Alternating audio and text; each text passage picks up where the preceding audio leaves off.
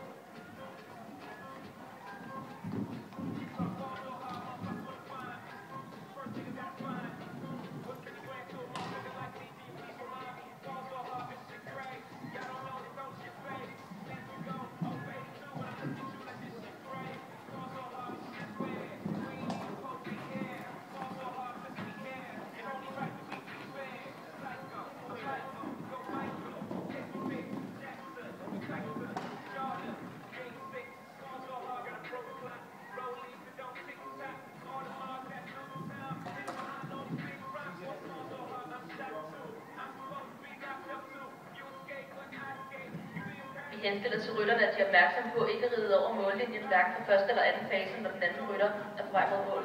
Tak.